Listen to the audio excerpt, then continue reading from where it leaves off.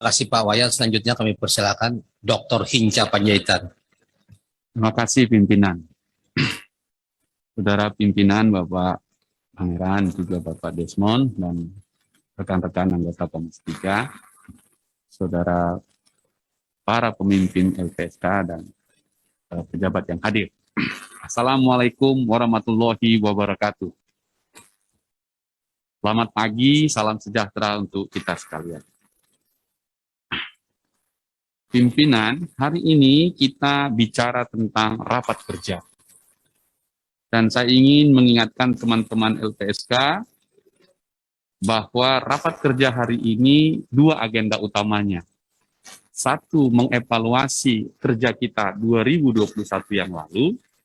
Yang kedua, apa yang mau kita kerjakan 2022. Dengan paparan 2021 anggaran 79 miliar, sudah disampaikan sedemikian rupa capaiannya. Lalu 2022 atas dasar itu menaikkan anggaran 144 miliar. Kan kira-kira begitu ya. Nah, saya ingin memulainya begini. Sebenarnya apa dasar kita untuk memastikan kita besar perlindungan saksi korban ini? Sehingga keluar angka-angka itu, meskipun tadi programnya sudah dinyatakan. Berkenaan dengan tugas dan wewenang LPSK. Dengan pasal 12A itu, dengan permohonan-permohonan itu, kelihatannya memang LPSK ini 13 tahun usianya, menurut saya sudah akil balik yang cukup populer harusnya. Meski sahabat-sahabat saya tadi memberi respect karena para lawyer mencari LPSK, tapi masyarakat tidak tahu LPSK. Kalau kita lihat seperti itu. Nah, karena itu saya ingin mengajak pimpinan untuk setuju dengan teman-teman tadi. Coba ayo kita bikin peta lah. Saya mau ngajak ke 100 tahun Indonesia lah, 2045. Itu artinya 23 tahun lagi kita 100 tahun. LPSK ini hadirnya, negara hadir untuk perlindungan saksi korban ini kira-kira memenuhi harapan kita tidak?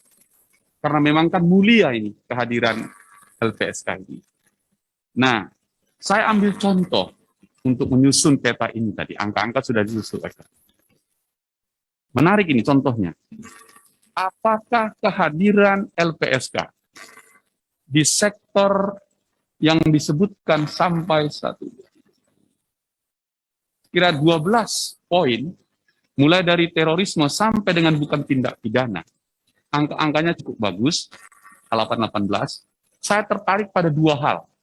Pertama, soal narkotika. Yang kedua, soal pencucian uang, kita gabungkan dengan korupsi. Saya mulai dulu dengan pencucian uang dan korupsi. LPSK ini kita anggap lembaga yang menghabiskan uang, bukan yang mendatangkan uang. Kalau rapat-rapat kerja biasanya, berapa anggaranmu dibiayain APBN? Kita tanya lagi, berapa PNBP-mu untuk pemasukan kepada negara? Kira-kira begitu. Nah, LPSK tidak bisa begitu. Tetapi LPSK bisa membantu mendorong lembaga lain untuk menyelamatkan uang negara. Dengan perlindungan saksi dan korban di pencucian uang dan korupsi. Tapi pencucian uang angkanya rendah sekali. Jika tahun 2020 hanya 2, 2021 8. Sebaliknya narkotika lebih parah lagi. Hanya ada 1 tahun 2020, 2021 5. Padahal kita paham betul bahwa narkotika ini menjadi soal kita besar sekali. Besar sekali. Saya ingin membuat dua saja petanya. Bandar yang mencari keuntungan atas penderitaan orang lain, kemudian korban yang kemudian menjadi pesakitan dan tak punya masa depan karena bandar ini. Saya tidak melihat LPSK membaca korban-korban narkotika ini. Padahal isinya di lapas kita penuh semua.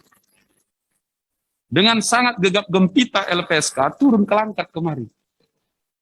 Bahkan menyampaikan presentasi rilisnya. Saya terima dan saya ikuti hampir 1 jam. Setelah itu hilang. Adakah korbannya?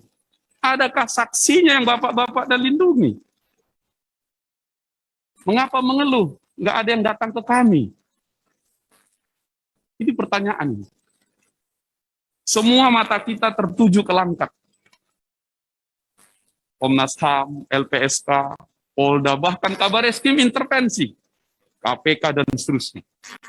Akhir Januari, sekarang sudah pertengahan, udah mau habis Februari. Nggak ada gaungnya. Yang mau saya katakan adalah korban-korban dan saksi penggunaan narkoba itu banyak sekali. Saya ingin minta LPSK untuk mengangkat program ini. Program kita bersama ini, Bapak Ibu. Supaya kita sama-sama ngerjain ini. Oleh karena itu, 52 korban sudah dicatat oleh Komnas HAM. Berapa yang datang ke LPSK? Dianggap apa enggak kita ini?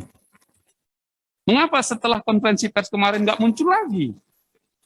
Saya mau fokus dulu ke satu titik supaya enggak terlalu melebar begini. Nah, karena itu tadi yang sahabat dan seterusnya itu menarik untuk menjaga satu komunitas-komunitas itu dari korban-korban. Ini real masalah kita. Indonesia darurat narkoba. Saya ingin teman-teman LPSK ikut ke sini. Turun ke sini dan menjadi fokus ke sini. Mau anggarannya berapa, enggak ada masalah. Kita sama-sama pikirkan ini. Daripada DP Komisi 3 mengetok, mengasih makan orang di penjara korban narkoba ini sampai 4 triliun. Lalu apa yang kita kerjakan gitu? Nah itu karena itu apalagi tadi sudah disampaikan. Kita berkampanye habis-habisan restoratif justice yang fokusnya pemulihan korban. Saya mohon LPSK concern betul 2022 ini pada narkoba. Pada korban-korban itu. Banyak sekali yang ketakutan Bapak Ibu di kampung-kampung itu. Mereka membutuhkan perlindungan Bapak-Bapak. Mereka membutuhkan sayap-sayapnya hadir di situ.